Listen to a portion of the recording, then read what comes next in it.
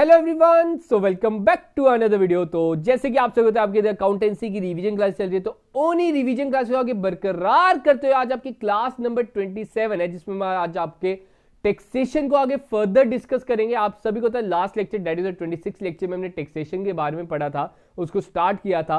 अब most probably एक दो और लेक्चर्स आएंगे, उसके बाद आपका टैक्सेशन मतलब कि पूरी अकाउंटेंसी कंप्लीट हो जाएगी, उसकी प्रॉपर हमने रिवीजन के लिए वो कंप्लीट हो जाएगा। तो जैसे कि मैंने आप सभी को पहले ही बता चुका हूं, अकाउंटेंसी कंप्लीट करने के बाद आपकी जो जीके एलिमेंट है, जो आपका अनदर 30 नंबर का एलिमेंट है, वो हम आगे फर्दर रिवाइज करेंगे। तो बात करते हैं आज के लेक्चर की, तो चलो आगे बढ़ते हैं। तो आप सभी को जैसे याद होगा कि लास्ट लेक्चर में हमने टैक्सेशन के बारे में पढ़ा था। तो टैक्सेशन सर दो टाइप्स के आपने बताए थे, एक डायरेक्ट टैक्स और एक इनडायरेक्ट टैक्स।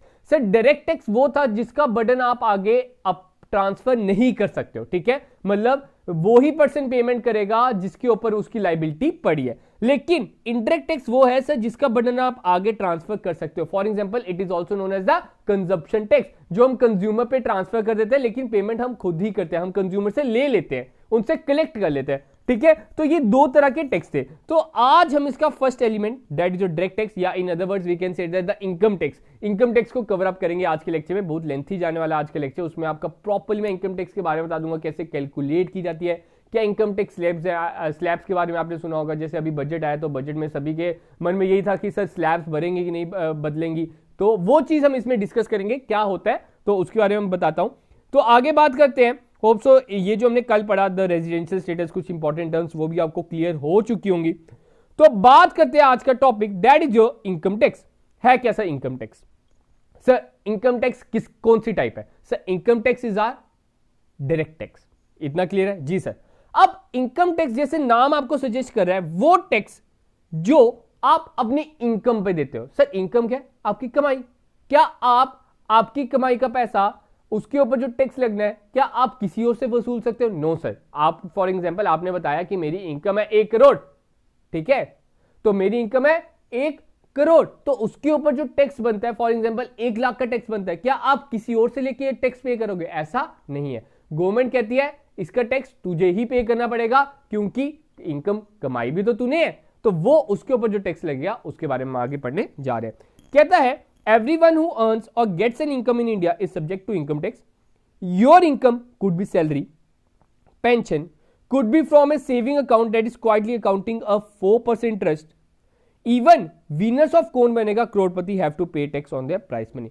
ध्यान से देखना क्या बोल रहा है। कह रहा है चाहे आप सैलरी ले रहे हो, पेंशन ले रहे हो, या आपने जो पैसा जोड़ा हुआ है ना अपने अकाउंट्स में, सेविंग अकाउंट में जो पैसा रखा हुआ बैंक के, उसके ऊपर जो 4%, आजकल तो 4% नहीं मिल रहा, आजकल बहुत कम मिल रहा है, उसके ऊपर जो वो इंटरेस्ट भी मिल रहा है, वो भी आपकी इनकम है, उसके ऊपर भी आपको टैक्स पे करना है।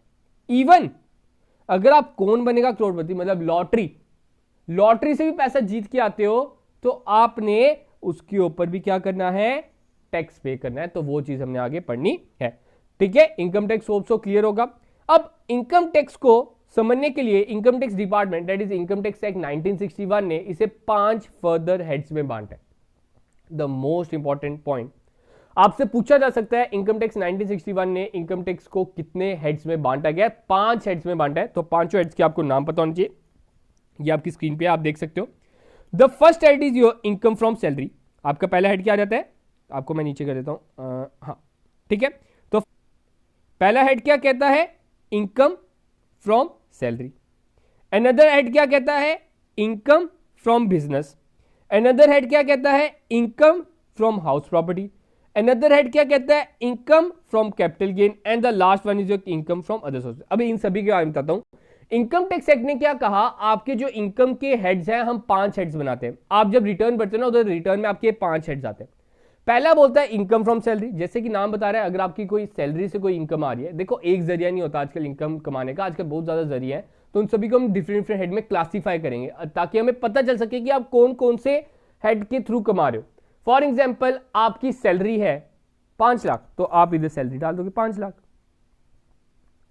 फिर बात करते हैं, अब जरूरी नहीं होता कि हर एक इंसान सर्विस में ही होता है, सर्विस के साथ साथ बिजनेस में भी होता है। उसका क्या था, छोटा मोटा कोई घर पे बिजनेस भी हो, सुबह जल्दी आ जाता होगा सर्विस करके, ठीक है, सर्विस से फिर उसका क्या पता थोड़ा सा स्टेशनरी का काम हो, या आप कह सकते हो प्रिंटिंग प्रेस हो, तो उधर उसका बिजनेस है। फॉर एग्जाम्पल 2 लाख की इनकम हो रही है, तो वो किस में आ जाएगी, बिजनेस एंड प्रोफेशन में। फिर बात करते हैं इनकम फ्रॉम हाउस प्रॉपर्टी। अब हो सकता है कि उसकी हाउस बहुत ज्यादा हो, उसने रेंट पे हाउस दियो, तो हाउस प्रॉपर्टी पे भी उससे फॉर एग्जाम्पल 1 लाख की इनकम हो रही है, रेंट पे देखें। फिर बात करते हैं उसके कोई प्लॉट थे, उसकी कोई बिल्डिंग्स थी, तो उसने बिल्डिंग्स को बेचा, तो बिल्डिंग्स बेचने में प्रॉफिट हुआ। फॉर एग्जांपल उसकी बिल्डिंग की वैल्यू थी, एक्चुअल वैल्यू थी 2 लाख, लेकिन उसने बेची 5 लाख की, तो उसे 3 लाख का प्रॉफिट हुआ। तो उस 3 लाख के प्रॉफिट को हम बोलते हैं कैपिटल गेन, तो 3 लाख इधर आ जाएगा। अब और कोई इनकम है, और कोई जरिया है, उसको हम डाल देंगे अदर सोर्सेज में। तो इसमें कौन कौन से आते हैं, आपकी लॉटरी, जैसे मैंने बात की कौन बनेगा करोड़पति का, किसमें आएगा सर, अदर इनकम में आएगा। मैंने बात की आपके सेविंग अकाउंट के इंटरेस्ट पे आपको टैक्स देना होता है, तो उसकी जो इनकम है, इंटरेस्ट की जो इनकम है, वो किसमें आएगी सर, अदर सोर्सेज में आएगी। एफडी के ऊपर जो आपको इंटरेस्ट मिलता है वो किसमें आएगी सर, अदर सोर्सेज में आएगी, ठीक है। आपको शेयर्स के ऊपर जो डिविडेंड मिलता है वो किसमें आएगी सर, अदर सोर्सेज में आएगी। तो ये 5 हेड है जो आपने याद रखने हैं। आपको इधर से यही क्वेश्चन आ सकता है कि इनकम टैक्स एक्ट ने कितने हेड्स बताए हैं सर, 5 हेड बताए हैं, और उन 5 हेड में आपसे पूछा जा सकता है अगर आपकी ये फर्दर इनकम है तो आप उन 5 हेड में से कौन से हेड में इसे डालोगे। तो ये सब कुछ आपको पता होना चाहिए, बिल्कुल सिंपल है, कोई ज्यादा कॉम्प्लिकेटेड नहीं है। होप सो आपको समझ आ गई होगी। आगे बात करते हैं। अब हमारे मन में सर एक आशंका रहती है that the heads of income and the sources of income are same. ऐसा कुछ नहीं है, ये अलग अलग है। आप सर बता दूं, heads of income are there only 5 heads हैं जो अभी हमने पढ़े। सोर्सेज ऑफ इनकम होंगे जरिया। फॉर एग्जांपल आपके 10 बिजनेस है, बिजनेस ए, बिजनेस बी, बिजनेस सी, बिजनेस डी, ई, एफ, जी, एच, तो ये सब कुछ क्या हो गए, सोर्सेज।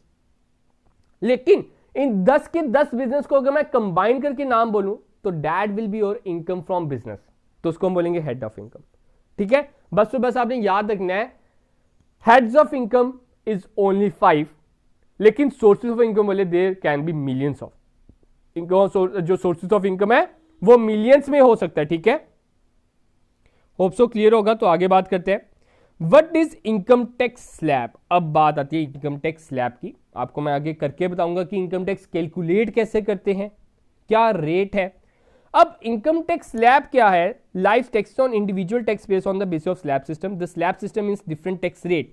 मतलब कि स्लैब सिस्टम क्या होता है, different tax rate for different ranges of income. मतलब आपकी अगर इनकम 2 लाख है तो आपको कितना टैक्स पे करना है, 5 लाख है तो कितना पे करना है, 10 लाख है तो कितना पे करना है, 15 लाख है तो कितना पे करना है, वो सब कुछ कहलाती है इनकम टैक्स स्लैब। अब ये टाइम टू टाइम चेंज होती रहती है, हर बजटेड ईयर में चेंज होते हैं। इस साल मैं बताऊं चेंज नहीं हुई। सबसे ज्यादा मैंने जब न्यूज देखी थी बजट से पहले, तो न्यूज में ये बताया था कि क्या इनकम टैक्स में राहत मिलेगी, ये मिलेगा, वो मिलेगा। ऐसा कुछ नहीं हुआ, इनकम टैक्स में कोई राहत नहीं मिली। जो स्लैब पिछले 2 सालों से चलती आ रही है वही आगे चलती जा रही है। अब आप सभी को हमने लास्ट लेक्चर में पर्सन्स के बारे में पढ़ा। सब पर्सन्स में आपने बताया था इंडिविजुअल्स आते हैं, एओपी आते हैं, बीओआई होते हैं, सर फर्म्स होती हैं सर, और आपने बताया था अदर, जिसमें हमने डाइटी वगैरह के बारे में पढ़ा था, आइडल्स के बारे में पढ़ा था, ठीक है। ये सब कुछ क्या थे, एचयूएफ के बारे में पढ़ा था, ठीक है। तो ये सब कुछ क्या थे, पर्सन थे। अब इन सभी के अलग अलग रेट होते हैं। हम आपने मेन फोकस करना है इंडिविजुअल्स पे। जी सर, इंडिविजुअल्स ने कितना टैक्स पे करना। इंडिविजुअल्स भी 3 प्रकार के, एक आपके होते हैं इंडिविजुअल्स जो 60 साल से नीचे हैं, एक आपके होंगे सीनियर सिटीजन जो 60 से 80 के बीच में है। अब कुछ ऐसे लोग भी होंगे जो 80 साल के बाद भी कमा रहे हैं, वो बोलेंगे सुपर सीनियर सिटीजन। मतलब 3 कैटेगरीज है, इन तीनों के मैं आपको रेट बताऊंगा। आपसे क्वेश्चन पेपर में पूछा जा सकता है, अगर एक पर्सन सुपर सीनियर सिटीजन है तो उसने 5 लाख की इनकम पे कितना टैक्स रेट पे करना है। आपसे पूछा जाएगा अगर कोई पर्सन 60 साल के नीचे है, मतलब 58 ईयर्स का है, तो उसने कितना इनकम टैक्स पे करना है। देखो मैं हमेशा यही चीज बोलता हूं, चाहे ये क्वेश्चन थोड़ा डीप चले गया हूं मैं, लेकिन एक मेन चीज है कि आपको इधर से नॉलेज मिल रही है, साथ में आपको एग्जाम में मदद करनी है, ठीक है। नॉलेज आपके लिए बड़ी इंपॉर्टेंट है अगर आप इस संसार में एग्जिस्ट करना चाहते हो। ये इंपॉर्टेंट नॉलेज है, आपको आगे फर्दर हेल्प करेगी, आपके एग्जाम में नहीं तो आपकी लाइफ में जरूर मदद करेगी। बात होती है वो इंडिविजुअल जिनकी एज 60 साल से कम है, उनका क्या रेट रहेगा। तो उनका रेट हम बात करते हैं, नीचे आपको ये दिख रहा होगा टेबल, तो बिलो 60 अगर आपकी एज है तो आपका ये रेट है। मतलब कि अगर 2.5 लाख तक आपकी इनकम है तो आपने कोई टैक्स पे नहीं करना। 2.5 लाख से 5 लाख के बीच में तो 5%, 5 लाख से 10 लाख के बीच में तो 20%। ध्यान से देखना, पहले 5% है फिर 20% है। बच्चों को ये कंफ्यूज रहती है 5 के बाद 10 आएगा, 10 के बाद 15 आएगा, 15 के बाद 20 आएगा। ऐसा नहीं है, 5 के बाद सीधे 20 पे जंप मारिए। फिर अगर 10 लाख के ऊपर आपकी इनकम जनरेट है तो आपने टैक्स पे करना है 30%। मैं प्रॉपर्ली बताऊंगा कि कैसे कैलकुलेट करना है, घबराओ मत, ठीक है। तो ये चीज आपने याद रखनी है कि 2.5 लाख तक एग्जम्प्ट आपसे पूछा जा सकता है फॉर अ सिंपल इंडिविजुअल या the person below the 60 years, उसने कितना इनकम टैक्स पे करना है। अगर उसकी इनकम है 2.5 लाख, सर 2.5 लाख तक तो एग्जम्प्ट है, उसे कोई इनकम टैक्स पे नहीं करना। अगर वो 2.5 लाख कमा रहा है तो थोड़ा सा उसने सेव भी तो करना है। इतनी बेरहम नहीं है हमारी गवर्नमेंट कि आपको 2.5 लाख पे भी हमें कुछ अमाउंट देनी पड़ेगी। जो 2.5 लाख के ऊपर कमाएगा उसी को देना पड़ेगा। कैसे, वो चीज मैंने आपको बताई। 2.5 लाख से 5 लाख के बीच में 5%, 5 लाख से 10 लाख के बीच में 20%, और 10 लाख से के ऊपर अगर चले तो 30%। अब बात करते हैं फॉर योर सीनियर सिटीजन, 60 से 80 साल के बीच में। इधर था 2.5 लाख तक एग्जम्प्ट थी, लेकिन सीनियर सिटीजन में क्या है, 3 लाख तक एग्जम्प्ट है। सीनियर सिटीजन मतलब जो अगर किसी पर्सन की एज 60 साल के ऊपर है, उन्हें जनाब बोला जाता है आपको 3 लाख तक कोई टैक्स पे नहीं करना। बाकी आप देख सकते हो 3 से 5 लाख के बीच में 5% है, 5 से 10 लाख के बीच में 20% है, और 10 लाख के ऊपर 30% है। मतलब कि ये जो सीनियर सिटीजन है और ये जो इंडिविजुअल है, इन दोनों का मैक्सिमम सेम है। बस उधर 2.5 लाख है, इधर 3 लाख है, बस, और कोई फर्क नहीं है। ठीक है, इतना क्लियर है। अब बात करते हैं सुपर सीनियर सिटीजन की। क्या खास बात है, सुपर सीनियर सिटीजन को बोला गया सर आपको 5 लाख तक माफी है। अब आपको 5 लाख तक माफी है, बाकी आप देख सकते हो सेम है। इसमें 5% कोई नहीं है, इसमें सीधे टैक्स लगेगा 20%। ये चीज आपने याद रखनी है, ठीक है। इसमें सीधे टैक्स क्या लगेगा, 20%। आप देख सकते हो 5 लाख तक इसको मनाही है, ये एग्जम्प्ट है, इसने कोई टैक्स पे नहीं करना 5 लाख पे। अगर 5 लाख के ऊपर 1 रुपया भी चल जाता है तो उसे 20% पे करना पड़ेगा, और अगर 10 लाख के ऊपर चल जाता है तो 30% उसे पे करना पड़ेगा। होप सो आपको क्लियर होगा। देखो ये है ओल्ड आपकी स्लैब्स है, एक न्यू स्लैब्स भी है, ठीक है। न्यू स्लैब्स मैंने अभी आपको थोड़े दिन पहले बजट में पढ़ाई थी, ठीक है। तो मतलब कि ये भी है वो भी है, लेकिन अभी ओल्ड ही आप याद रखिए। ओल्ड में क्या रहता है, ये जो आपकी स्लैब्स है ना, इसमें आपको डिडक्शंस भी मिल जाती है। तो गवर्नमेंट ने ना 2 तरह की चॉइसेस रखी है, वो आप पे डिपेंड है कि आप कॉलम नंबर 1 यूज करते हो कि कॉलम नंबर 2 यूज करते हो। कॉलम नंबर 2 में एग्जम्पशंस नहीं मिलेंगी, कॉलम नंबर 1 में आपको एग्जम्पशंस मिल जाएंगी, ठीक है। ये आपका फर्क आ जाता है, ठीक है। तो आगे बढ़ते हैं। अब आप देख सकते हो अगर कोई फर्म है, ठीक है, मतलब कि पार्टनरशिप, तो उसका टैक्सेबल रेट है 30%। ऊपर मैंने आपको बता दिया, वो सिंपल था इंडिविजुअल्स के लिए। ये सरचार्ज के बारे में मैं आपको आगे बताऊंगा, that will be are tax on tax. Companies की बात करें तो कंपनीज का रेट है, अगर वो 4 लाख के ऊपर उसका टर्नओवर है, मतलब 400 करोड़ के ऊपर उसकी सेल्स है, तो उसने 25% देना है, ठीक है। सॉरी, कम, अप टू लिखा है, मतलब 400 करोड़ के नीचे उसकी है तो 25%। अगर 400 करोड़ के ऊपर चल जाता है तो 30%, ठीक है। फिर बात करते हैं फॉरेन कंपनी है अगर, तो 40%। वो ऊपर थी डोमेस्टिक कंपनी, ठीक है।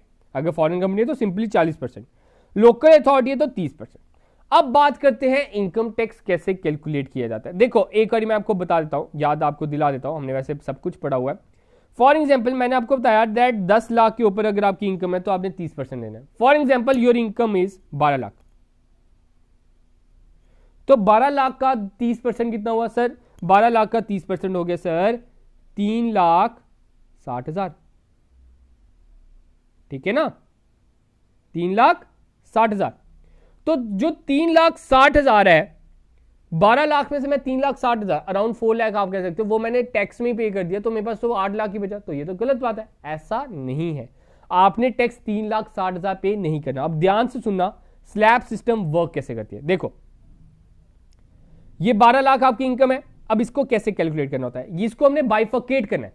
बाइफर्केट कैसे करना है, मैंने आपको क्या बोला था सर, 2.5 लाख तक आपको मनाई है, आपने 2.5 लाख रुपए कुछ नहीं देने। इधर हमने कर दिया 0 से 2.5 लाख, मुझे टैक्स कितना पड़ेगा, नील। फिर 2.5 लाख से 5 लाख कितना पड़ेगा, 5%। 5 लाख से 10 लाख कितना पड़ेगा, 20%। 10 लाख से 12 लाख के बीच में पड़ेगा, 12 लाख तक की है ना मेरी इनकम, तो 30%। ठीक है, अब देखो 2.5 लाख तक नील, 2.5 से 5, 2.5 से 5 के बीच में कितना गैप है सर? 2.5 से 5 के बीच में 2.5 लाख का। ठीक है, 2.5 लाख का 5% कितना होता है सर? 12,500। 5 लाख से 10 लाख के बीच में कितना गैप है सर? 5 लाख का। तो 5 लाख का 20% होता है सर? 1 लाख। 10 लाख से 12 लाख के बीच में कितना गैप है सर? 2 लाख। 2 लाख का 30% कितना होता है सर? 60,000। तो इन सभी को प्लस कर दो तो आपका टैक्स है 1,72,500। 1,72,500 आपने टैक्स पे करना है, ना कि आपने 3,60,000 पे करना है। एक और आपको अमाउंट लेके बताता हूं, चलो। फॉर एग्जाम्पल मेरी इनकम है 8 लाख, 2.5 लाख तक मैंने कोई टैक्स पे नहीं करना। फिर 2.5 लाख से 5 लाख तक मैंने कितना देना है? 5%। तो 2.5 लाख का 5% कितना हो गया सर? 12,500। अब 5 लाख से मेरी इनकम कितनी है सर? 8 लाख है, 10 लाख तक नहीं गई तो 8 लाख तक की जाएंगे। तो इनके बीच में कितना डिफरेंस है? इनके बीच में सर डिफरेंस है 3 लाख। तो 3 लाख का 20% कितना हो गया सर? सर 3 लाख का 20% हो गया 60,000। तो मैंने टैक्स पे कितना करना है सर? 60,000 प्लस 12,500, 72,500। मैंने टैक्स कितना पे करना है? 72,500। एक को ले लेता हूं। For example my salary, my income is 5 lakh. Sir 2.5 lakh तक हमने कोई इनकम पे टैक्स नहीं पे करना। फिर 2.5 लाख से 5 लाख तक मैंने कितना पे करना है सर? 5%। तो 2.5 लाख का 5% होता है सर 12,500। तो मेरा 12,500 मेरा टैक्स बना।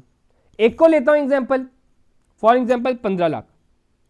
15 लाख पे करें जी सर, ध्यान से देखना आप।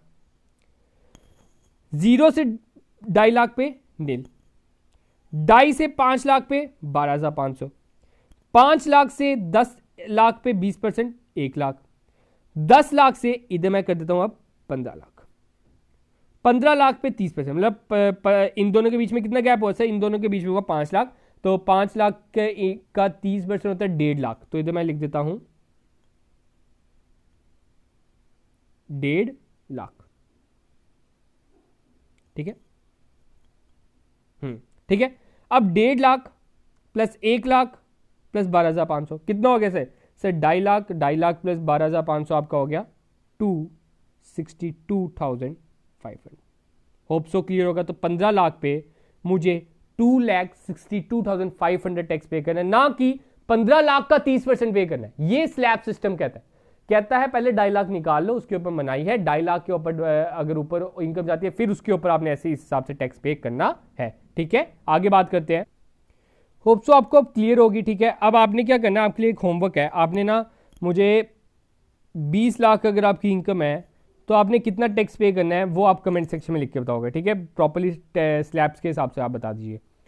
अब आगे हम देखते हैं how to compute your total income. ठीक है, अभी तक मैंने आपको ये जो बताई ना, आपकी ये जो आपकी 12 लाख मैंने बताई, ये आपकी थी टोटल इनकम। अब ये जो टोटल इनकम तक हम पहुंचते कैसे हैं, क्या स्टेप बाय स्टेप आपका प्रोसेस रहता है, वो हम आगे डिस्कस करेंगे। तो ये आप सभी को पता होना चाहिए, स्टेप 1 क्या रहेगा, स्टेप 2 क्या रहेगा, स्टेप 3 क्या रहेगा, स्टेप 4 क्या रहेगा, वो आपसे एग्जाम में पूछा जा सकता है। तो टोटल इनकम तक पहुंचने के लिए सबसे पहले हमने पता करना है कि क्या आप इस देश के नागरिक हैं। तो सबसे पहला हमारा स्टेप क्या रहेगा? To determine your residential status. तो जो कल मैंने आपको रूल्स बताए थे वो आपको पहले पता होना चाहिए कि हाँ मैं क्या इस देश का नागरिक हूं, क्या मैं ऑर्डिनरी रेजिडेंट हूं कि नॉट ऑर्डिनरी रेजिडेंट हूं। रेजिडेंट बनने के बाद you have to classify your income under 5 heads. आपने अपनी इनकम को 5 हेड्स में बांटना है, जो मैंने आपको 5 हेड्स बताए, that is your business, salary, ठीक है, आपका house property, capital gain and other sources. इन पांचों में अपनी इनकम को बांटना है। फॉर एग्जांपल ये सैलरी की इनकम इधर 2 लाख तो इधर 2 लाख लिख दीजिए। आपकी हाउस प्रॉपर्टी के 1 लाख इधर 1 लाख लिख दीजिए। बिजनेस में आपकी इनकम है 1 लाख तो इधर 1 लाख लिख दीजिए। कैपिटल गेन में 2 लाख तो इधर 2 लाख लिख दो। अदर सोर्सेज में 10,000 तो इधर 10,000 लिख दो। ठीक है, जो जो आपकी इनकम है आप उधर अपनी इनकम डाल दीजिए, इसको बाइफिकेट आगे कर दीजिए। अब हम क्या करेंगे, इन सभी को एग्रीगेट कर देंगे, इन पांचों का प्लस करेंगे तो उसे हम कहलाएंगे एग्रीगेशन ऑफ इनकम। मतलब कि ध्यान से सुनना, सबसे पहले हमने क्या किया, हमने अपना रेजिडेंशियल स्टेटस पता किया। रेजिडेंशियल स्टेटस पता करने के बाद हमने अपनी इनकम्स को बाइफिकेट किया। बाइफिकेट करने के बाद हमने इनका एग्रीगेट किया। बाइफिकेट करने का मतलब ये है, हमें उधर से पता चल जाता है कि हाँ जनाब हम कैपिटल गेन से इतना कमा रहे हैं, हम हाउस प्रॉपर्टी से इतना कमा रहे हैं, हमारे बिजनेस से इतना फायदा हो रहा है, फिर उन सभी का हमने टोटल करना है, that will be known as the aggregate of income. जब हम उसे एग्रीगेट कर लेंगे उसके बाद हम इस इनकम को करेंगे क्लब, क्लब के बाद सेट ऑफ, ये भी आगे हम पढ़ेंगे, इसके आगे नेक्स्ट टॉपिक यही है। सेट ऑफ करने के बाद वो हमारी हो जाएगी ग्रॉस टोटल इनकम, जीटीआई। क्या अब इसके ऊपर टैक्स लग गया? तो इसका आंसर है नो सर, इसके ऊपर हमारा टैक्स नहीं लगता। ग्रॉस टोटल इनकम पे हमारा टैक्स नहीं लगता। उसमें से हम क्या करते हैं, डिडक्शंस माइनस करते हैं। डिडक्शंस में से माइनस करने के बाद जो हमारे पास इनकम बचती है, that will be our total income. फिर से एक बार मैं दोहरा रहा हूं, सबसे पहले रेजिडेंशियल स्टेटस पता करो। रेजिडेंशियल स्टेटस पता करने के बाद उसे आगे क्या करना है, हमने बाइफिकेट करना है डिफरेंट डिफरेंट हेड्स में, ठीक है। तो उसमें इनकम को 5 हेड्स में बांटा, तो 5 हेड्स के बाद हमने उस इनकम को एग्रीगेट टोटल किया, उसका clubbing of income, set of income, फिर जीटीआई हमारा आ गया, जीटीआई में से डिडक्शंस माइनस की, डिडक्शंस भी आगे पढ़ना है, फिर हमारी आंसर आ जाएगा टोटल इनकम। तो ये जो एंड में हमारा आंसर आएगा, that will be your total income या नेट टोटल इनकम आप इसे कह सकते हो। इसके ऊपर हमने लगाना होता है टैक्स, इसके ऊपर हमारा टैक्स लगता है। याद रखना, ये आपसे पूछा जा सकता है टैक्स किस पे लगता है सर, जीटीआई पे लगता है कि टोटल इनकम में लगता है? सर टोटल इनकम या नेट टोटल इनकम को हम बोलते हैं टैक्सेबल इनकम। तो टोटल इनकम पे हमारा टैक्स लगता है, यही इधर मैंने लिखा हुआ है। तो ये चीज आपने याद रखनी है, that GTI is a large component, क्योंकि उसमें से हमने डिडक्शंस, जो अभी हमने डिडक्शंस पढ़नी है, तो कुछ इंपॉर्टेंट डिडक्शंस मैं आपको करा दूंगा, ठीक है। तो deductions comes under the section 80C to 80U under the chapter 6A, ठीक है। चैप्टर नंबर 6A में लिखी हुई है डिडक्शन 80C टू 80U। तो ये जो डिडक्शंस हैं इनको सब्ट्रैक्ट करने के बाद जो हमारे अमाउंट बचेगी उसके ऊपर टैक्स लगता है। Why the calculation of total income important under the income tax act. अब हमने जो टोटल इनकम कैलकुलेट करनी है वो इंपॉर्टेंट क्यों है इनकम टैक्स एक्ट के अंदर, वो हम चीज पता करेंगे, ठीक है। तो वो चीज मैं बता चुका हूं कि उसी के ऊपर हमारा टैक्स लगता है, उसी के ऊपर। इससे क्या होगा, अगर आप टोटल इनकम कैलकुलेट नहीं करोगे तो इससे क्या होगी, या तो आप गलती से कम टैक्स पे कर दोगे या तो ज्यादा टैक्स पे कर दोगे। कम टैक्स पे कर दोगे तो इससे क्या हो जाएगा, आपके ऊपर कार्रवाई हो सकती है, ज्यादा पे कर दोगे तो आपके लिए नुकसान है, ठीक है। तो यही तो मैंने लिखा है। अब बात करते हैं, in short we can say that difference between gross income and total income, वो मैंने आपको बता दिया। दैट ग्रॉस इनकम में से अगर हम डिडक्शंस को माइनस कर देंगे तो हमारी क्या आ जाएगी, टोटल इनकम। इस total income and taxable income different? No sir, ये डिफरेंट नहीं है, ये दोनों क्या है, सेम है। अब बात करते हैं क्लबिंग ऑफ इनकम। मैंने आपको ऊपर बताया that set of and carry forward and clubbing of income. तो पहले हम पढ़ते हैं clubbing of income. Clubbing of income क्या कहता है, कल आप सभी को मैंने बताया था एसएससी के बारे में। मैंने आपको बताया था दैट माइनर की इनकम हम क्या करते हैं, उसके गार्डियन के साथ कैलकुलेट करते हैं, गार्डियन के आईटीआर में ही फाइल हो जाती है। तो वो भी एक क्लबिंग ऑफ इनकम की एग्जांपल है। मतलब कि देखो इधर तक क्या होगी, इधर तक होगी आपकी इनकम।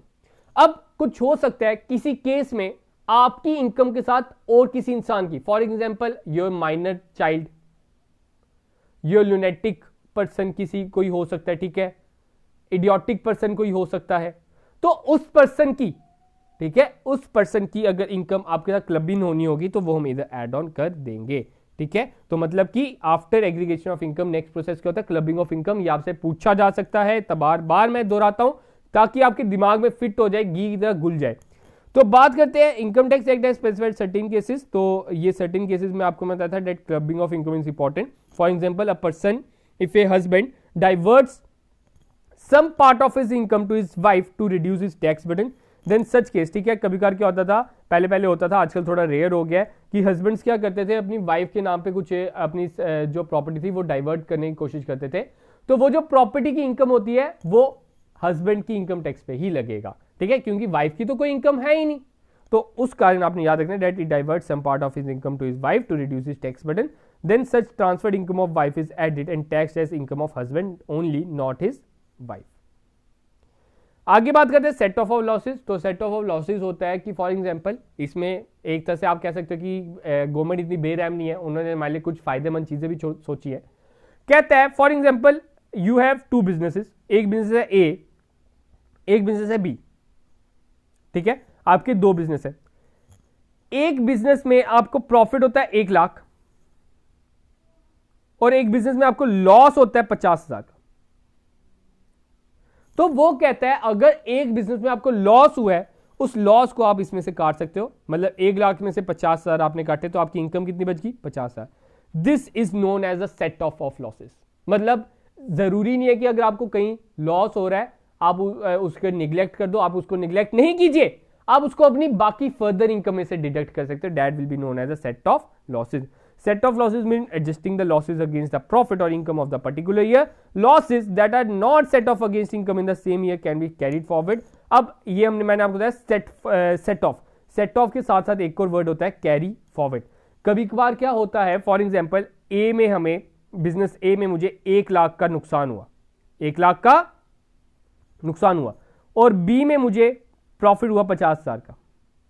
तो अभी भी देखो 1 लाख तो इसमें से मैं काट नहीं सकता, अगर मैं 50,000 इसमें से काट दूं तो मेरे पास बैलेंस बच जाता है 0। लेकिन अभी भी इसका बैलेंस कितना बच गया? 50,000 तब भी तो बच गया। मुझे नुकसान हुआ था 1 लाख का, प्रॉफिट हुआ था 50,000 का, 50,000 अभी बच गया। अब इस 50,000 को गवर्नमेंट कहती है आप अगले साल भी लेके जा सकते हो, हम इतने बेरहम इंसान नहीं है। तो इस 50,000 को हम अगले साल ले जाएंगे, उसको हम बोलेंगे that will be your carry forward losses. ठीक है, इसके लिए भी कुछ लॉज हैं, वो इतना डीपली हमें जानने की जरूरत नहीं है कि हाँ कितने साल तक आप कैरी फॉरवर्ड कर सकते हो, 5 साल 4 साल, हर एक लिए अलग अलग रूल्स है। अगर आप ये पढ़ने गए तो मैं कहूँगा कि 3-4 महीने उसके लिए कम पड़ जाएंगे। तो मतलब कि बेसिक मैं आपको डाटा पहुंचा रहा हूँ, तो आपको हर एक वर्ड का मीनिंग पता होना चाहिए। क्योंकि बड़ी बार स्टूडेंट क्या होता है, उधर एग्जाम में क्वेश्चन आता है वो वर्ड नहीं समझ आता कि हाँ सर कैरी फॉरवर्ड है क्या, सर सेट ऑफ है क्या। अगर आपको कुछ हद तक भी इसका मीनिंग पता होगा तो आप उसके थोड़ा बहुत आंसरेबल रहेंगे। ठीक है, बात करते हैं अब 2 तरह के सेट ऑफ है, एक इंट्रा हेड और इंटर हेड। अभी मैंने आपको बताया 5 तरह के हेड्स होते हैं। अगर आप सेम हेड से ही काटोगे, बिजनेस का बिजनेस से ही काटोगे तो that will be a intra head. अगर आप बिजनेस का सैलरी में से काटोगे that will be a inter head. मतलब एक हेड का दूसरे हेड से काटना that will be inter head. अगर एक हेड का एक ही हेड में से काटोगे that will be are intra head. Hope so आपको इतना समझ आ गया होगा। मैंने एक एग्जांपल भी दिए, आप पढ़ सकते हो एक बारी। तो आगे बढ़ते हैं, that will be a carry forward of losses, मैं आपको बता चुका हूं।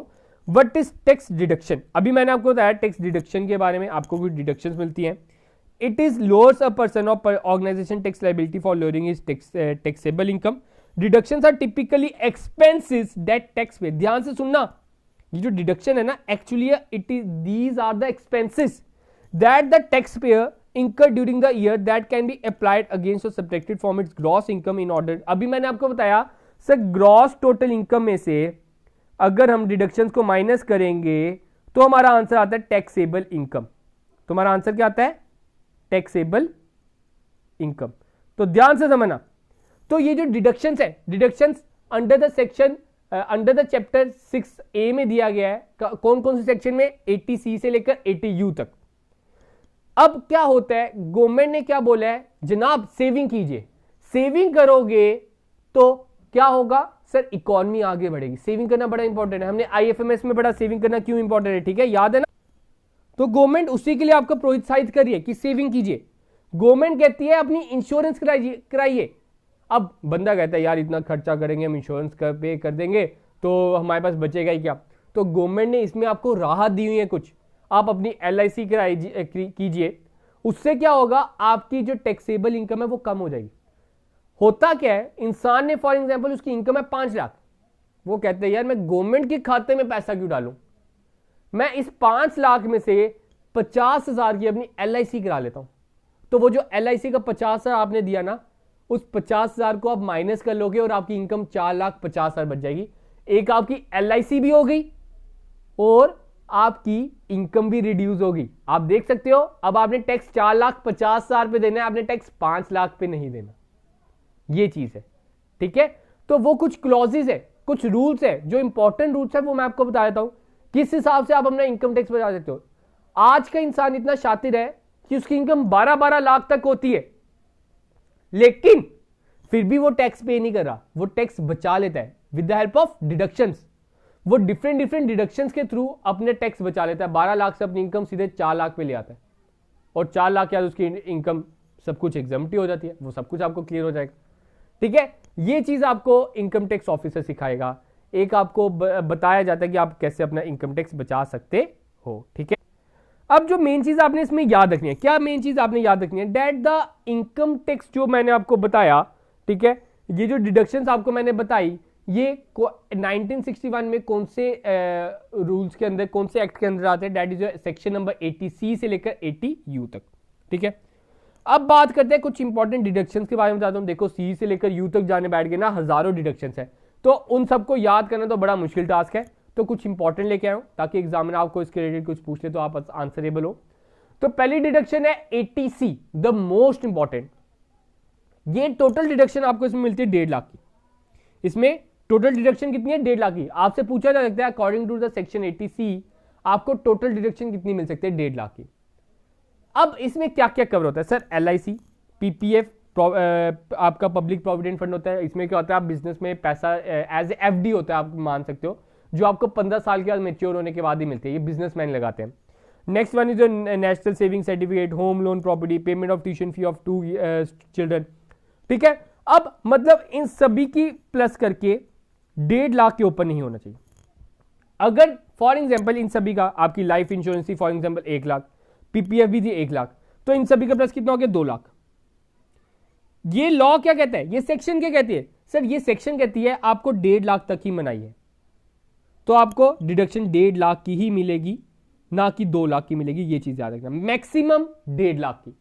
अगर ये आपकी 70,000 की होती तो 70,000 मिलती, 80,000 होती तो 80,000 मिलती, 90,000 होती तो 90,000 मिलती। अगर 1,60,000 होगी तो नहीं मिलेगी, मिलेगी लेकिन 1.5 लाख मिलेगी, 10,000 के ऊपर नहीं मिलेगी, ठीक है ना।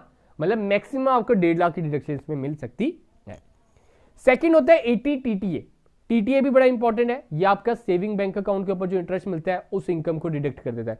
अगर आपको सेविंग इंटरेस्ट, ठीक है, इंटरेस्ट ऑन सेविंग अकाउंट 10,000 तक मिल रहा है तो आपको माफ हो जाएगा।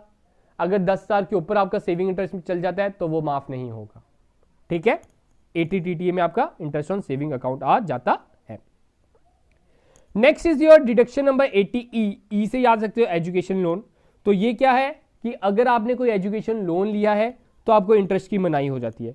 आपने इंटरेस्ट की, अगर कोई इंटरेस्ट की आपका होता है अमाउंट तो वो आपको एज ए डिडक्शन मिल जाती है, लेकिन प्रिंसिपल अमाउंट के ऊपर आपको टैक्स जरूर पड़ता है, ठीक है। आगे बात करते हैं 80U, it is for physical disabled person, ठीक है।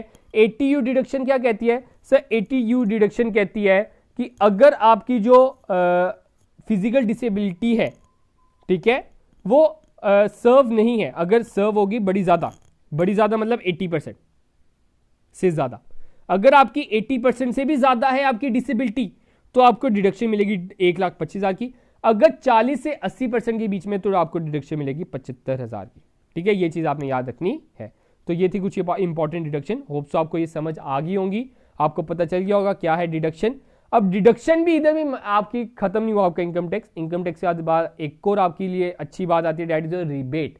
गवर्नमेंट अच्छी अच्छी स्कीम्स निकालती है, बस आपको टैक्स बचाना आना चाहिए, आपका दिमाग इसमें चलना चाहिए कि हाँ मैं टैक्स बचाऊं कैसे, ठीक है। वो सब कुछ इधर आपको सिखाया जा रहा है। आपको डिडक्शन कुछ इंपॉर्टेंट बता दी, और भी बड़ी इंपॉर्टेंस है। अब बात करते हो रिबेट की। सर रिबेट क्या है, it refers to the relief you can claim to reduce income tax burden, ठीक है। ये डिडक्शंस क्या थी, याद रखना, डिडक्शंस हमेशा टैक्स कैलकुलेट करने से पहले होता है। मैंने आपको बताया ना अभी, क्या बताया सर, GTI में से अगर हम डिडक्शंस को माइनस करेंगे तो हमारा आता है टोटल टैक्सेबल इनकम, तो हमारा आता है टोटल टैक्सेबल इनकम। मतलब अभी तक हमने टैक्स कैलकुलेट नहीं किया, लेकिन जो रिबेट है वो टैक्स कैलकुलेट होने के बाद होता है। ये भी एक तरह से रिलीफ है, ये भी एक तरह से छूट है। तो क्या है रिबेट, रिबेट 87A, ठीक है, 87A है। तो 87A क्या कहता है रिबेट, अगर आपकी इनकम 5 लाख से कम है, मतलब कि 4,80,000, 4,90,000, 4,95,000 क्यों ना हो, 4,99,000 क्यों ना हो, तो आप इसके लिए एलिजिबल हो। अगर आपकी इनकम 5 लाख के ऊपर चल जाती है, फॉर एग्जाम्पल 5,10,000 भी चल जाती है, 5,01,000 भी चल जाती है, 5,01 रुपए भी चल जाती है, तो आप इस आपकी जो 87A आपकी रिबेट है उसके लिए एलिजिबल नहीं हो। तो क्या कहता है, दैट योर इनकम अगर 5 लाख से कम है तो आपको रिबेट मिलती है 12,500 की। If an individual paying an income tax lower than 12,500 then the amount gets rebate under section, मतलब कि मैक्सिमम रिबेट आपको 12,500 की छूट मिल जाती है।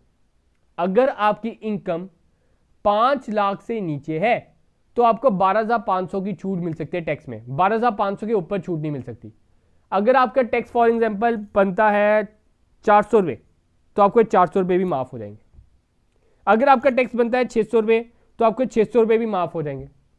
अगर आपका टैक्स बनता है 15,000 तो 15,000 में से 12,500 माइनस कर लो तो आपने टैक्स कितना देना है, 2500 रुपये। लेकिन इस केस में आपकी टोटल इनकम 5 लाख से नीचे होनी चाहिए। ठीक है, याद रखना 5 लाख से नीचे इनकम होगी तभी आप इस 87A के लिए एलिजिबल हो। अब बात होती है सेस की। सेस के बाद आपका आता है सरचार्ज, सरचार्ज के बाद टीडीएस, देन आपका एडवांस टैक्स, उसके बाद ये आपका खत्म हो जाएगा। ठीक है, घबराओ मत, खत्म करके ही जाएंगे। तो बात करते हैं सबसे पहले सेस क्या होता है। एक होता है सेस, एक होता है सरचार्ज। ठीक है, सेस होता है टैक्स ऑन टैक्स, सरचार्ज भी होता है टैक्स ऑन टैक्स, दोनों क्या है, टैक्स ऑन टैक्स। सेस की ये मेन खास बात है, ये किसी स्पेशल पर्पस के लिए लगता है। For example health and education, ये गवर्नमेंट की स्कीम्स पे डिपेंड करता है। गवर्नमेंट बोलती है आपने अपना टैक्स का कुछ अमाउंट, देखो ध्यान से सुनना, सेस और सरचार्ज इनकम पे नहीं लगता, ये किस पे लगता है, टैक्स पे लगता है। For example your income is your 5 lakh और इसके ऊपर फॉर एग्जांपल आपका टैक्स बन रहा है 2,000, आपका टैक्स कितना बन रहा है, 2,000। तो ये जो आपका सेस है ये 2,000 पे लगेगा, ना कि 5 लाख पे, टोटल इनकम पे नहीं लगता। अब ये एक क्या होता है, सेस, सेस क्या होता है, गवर्नमेंट कभी कभार कुछ फंड्स, एक तरह से चैरिटी आप मान सकते हो, गवर्नमेंट कुछ फंड्स रेज करने की कोशिश करती है कि अगर आप थोड़ा सा टैक्स पे कर रहे हो तो उसका कुछ, अभी जो रेट चल रहा है सेस का डेढ़ से 4%, मतलब अगर आप 2,000 का 4% दे भी दो तो आपका क्या जाएगा, तो 4% आप देख सकते हो 80 रुपये आ जाता है। 2,000 का 4% कितना हो गया, 80 रुपये। तो आपको 80 रुपये और देने हैं, तो आपने टोटल टैक्स कितना पे करना है, 2080, that will be our cess. अब सेस याद रखना एक स्पेशल पर्पस के लिए होता है, फॉर एजुकेशन हो सकता है, फॉर योर स्वच्छ भारत मिशन हो सकता है, फॉर हेल्थ के लिए हो सकता है। ठीक है, ठीक है, फॉर इंफ्रास्ट्रक्चर ग्रोथ के लिए हो सकता है, for GDP growth, economy growth, कुछ भी हो सकता है, फॉर पैंडेमिक हो सकता है, that will be our cess. ठीक है, दूसरी चीज सरचार्ज, सरचार्ज किसी स्पेसिफिक, आप जब लिमिट को क्रॉस कर लो तभी लगता है। अगर आपकी 50 लाख के ऊपर आपकी इनकम जाती है तभी आपने सेस देना है, ऐसे नहीं देना। ये आपके डिफरेंट डिफरेंट रेट है, आप देख सकते हो, और ये भी आपने टैक्स के ऊपर देना है। देख सकते हो फॉर एग्जांपल आपकी इनकम है 60 लाख, आपकी इनकम है 60 लाख और 60 लाख पे आपका फॉर एग्जांपल 10,000 टैक्स पड़ रहा है। फॉर एग्जांपल आपका टैक्स कितना पड़ रहा है, 10,000।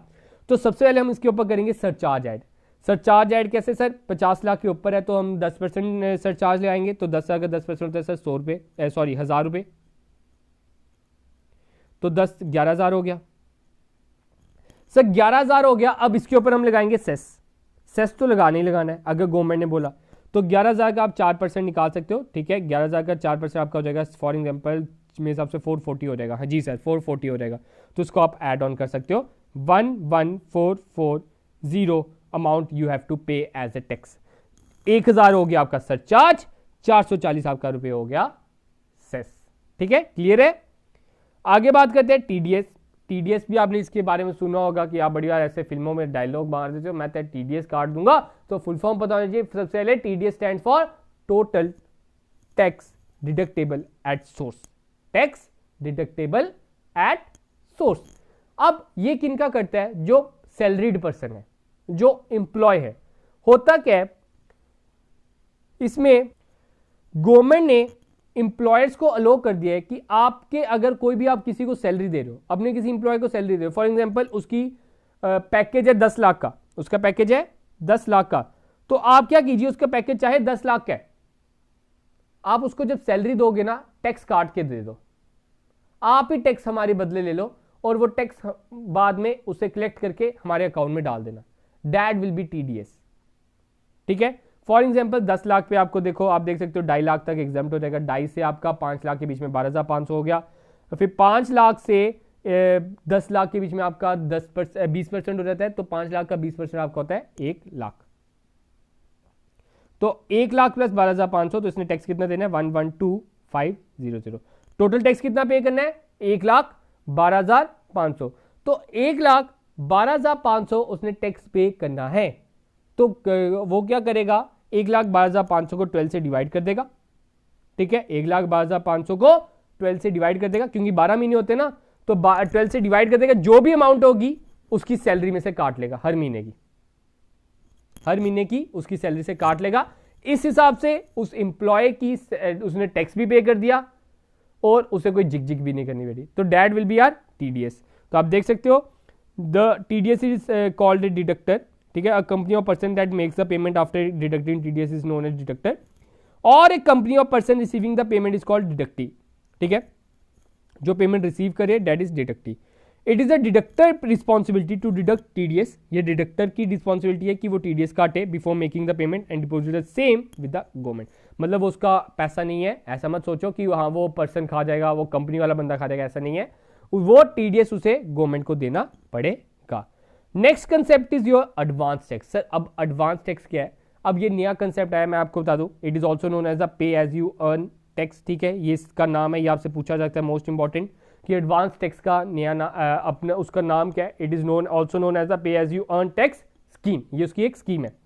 तो इसमें क्या कहता है? इसमें कहता है अगर आपकी इनकम 10,000 के टैक्स आपका 10,000 के ऊपर जा रहा है, तो गवर्नमेंट कहती है आप ऐसे कीजिए, एडवांस में टैक्स पे कर दीजिए, इंस्टॉलमेंट्स में। वो इंस्टॉलमेंट्स हम बात करेंगे, that is known as advance tax. अगर आपका टैक्स 10,000 के ऊपर नहीं जा रहा तो जरूरी नहीं है। अगर आपका टैक्स 10,000 के ऊपर जा रहा है तो आप टैक्स एडवांस में पे कर दीजिए। आप बाद में भी पे कर सकते हो, लेकिन बाद में अगर आप पेमेंट करोगे तो आपको 1% का इंटरेस्ट भी देना पड़ेगा। ठीक है, तो अब ये जो 4 इंस्टॉलमेंट में आपने पे करनी है, कैसे कैसे पे करनी है? पहली इंस्टॉलमेंट आपकी आनी चाहिए 15 जून से पहले, दूसरी 15 सितंबर से पहले, तीसरी 15 दिसंबर से पहले, चौथी 15 मार्च से पहले। देखो ध्यान से सुनना, इस तरह का क्वेश्चन आ सकता है, बड़ा इंपॉर्टेंट है। मैंने बड़ी जगह देखा। ठीक है, इस तरह का ये क्वेश्चन पूछा जा रहा है, तो मैंने भी अपने मॉक टेस्ट में इस तरह के क्वेश्चन डाले हैं। ऊपर आपको आई बटन में एक लेक्चर प्रोवाइड है, आप उधर से मॉक टेस्ट को कैसे असेस कर सकते हो वो देख सकते हो। ठीक है, तो इस तरह के क्वेश्चन मैंने अपने मॉक टेस्ट में डाले हुए हैं। आपसे पूछा जाता है कि हाँ 3rd इंस्टॉलमेंट कब ड्यू होती है, 4th इंस्टॉलमेंट कब ड्यू होती है, फर्स्ट इंस्टॉलमेंट में आपने कितनी पेमेंट करनी है? फर्स्ट इंस्टॉलमेंट में आपने 15% पेमेंट करनी है, फिर सेकंड इंस्टॉलमेंट में आपने 45 टोटल कर देनी चाहिए। मतलब फॉर एग्जांपल अगर मैंने टैक्स पे करना है 10,000, तो 1500 मैं इधर पे कर दूंगा, इधर टोटल 45%, मतलब 1500 तो मैं ऊपर पे कर चुका हूं, इधर मैं 3,000 करूंगा। 3,000 प्लस 1500 4500 मैंने पे कर दिया। इधर मैं कितना पे करूंगा? सर इधर भी मैं कितना पे कर दूंगा? आपका 3,000। ठीक है, 3,000 ही हुआ ना, 30%। फिर इधर मैं कितना करूंगा? 2500। आप देख सकते हो इन सभी का प्लस कितना हो गया? 10,000 हो गया। ठीक है, इन सभी का प्लस कितना हो गया? 10,000 हो गया। तो ये चीज याद रखनी है, फर्स्ट इंस्टॉलमेंट में आपने पे करना है 15%, सेकंड तक आपका 45 कवर अप होना चाहिए, थर्ड में 75% कवर अप होना चाहिए, और लास्ट इंस्टॉलमेंट तक आपकी पूरी पेमेंट हो जाएगी, दैट इज योर 15th मार्च। तो ये चारों डेट्स और ये चारों रेट आपको पता होने चाहिए कि किस हिसाब से आपने पेमेंट करनी है। देखो मॉक टेस्ट देने का यही फायदा है कि आपको पता चल पाता है कि आप कितने प्रिपेयर्ड हो, वेल प्रिपेयर्ड हो भी हो कि नहीं। आपको उधर एक तरह से सिचुएशन हैंडल करना सिखाया जाता है, मॉक टेस्ट का यही फायदा होता है। तो मेरी ओर से सजेशन यही है कि आप मॉक टेस्ट एक बार जरूर दे दीजिएगा, आपको उधर से पता चल जाएगा कि हाँ किस हिसाब से आपने अपने आप को टैकल करना है। तो who should pay income tax, वो मैंने आपको बता दिया कि किन किन को ये इनकम टैक्स एडवांस पे करने की जरूरत है। Next concept is your income tax return, ITR जिसे बोलते हैं। ठीक है, तो ये एक फॉर्म है जिसमें आप अपनी पांचों हेड्स के बारे में क्लासीफाई करोगे कि हाँ मुझे पहली हेड से इतनी इनकम हुई, पहली दूसरी हेड से इतनी हुई, तीसरी से इतनी हुई, चौथी से इतनी हुई, पांचवीं से इतनी हुई। तो ये आपका आईटीआर कहलाता है। तो डिफरेंट टाइप्स ऑफ आईटीआर से आप देख सकते हो, वो आपको पता होना चाहिए कि आपने कौन सी आईटीआर बननी है। वो आपको प्रॉपर्ली साइट पे अवेलेबल होता है, तो इतना डीपली जाने की जरूरत नहीं है कि आईटीआर 1 किसके लिए है, आईटीआर 2 किस लिए है, आईटीआर 6 किन पर्पज के लिए, आईटीआर 7 किस पर्पज के लिए है। फिर नेक्स्ट आता है टैक्स ऑडिट। ठीक है, अब टैक्स ऑडिट क्या होता है? ऑडिट आप सभी को होता है, इट इज योर एग्जामिनेशन। आपने अपने आप को चेक करना है कि आप सही हो कि नहीं हो, आपने कोई गड़बड़ तो नहीं की, आपसे कोई मिस्टेक तो नहीं। तो that is your income tax audit. अब इसके लिए आपने क्या चीज याद रखनी है? दैट टैक्स ऑडिट किसने कराना है, इसके लिए एक स्पेसिफाइड लिमिट रखी है। ध्यान से सुना, अगर आप बिजनेस ऑपरेट करते हो, आपका जो टर्नओवर है 1 करोड़ के ऊपर जाता है, तो आपने टैक्स ऑडिट कराना ही कराना है, जरूरी है, अनिवार्य है, नेसेसरी है।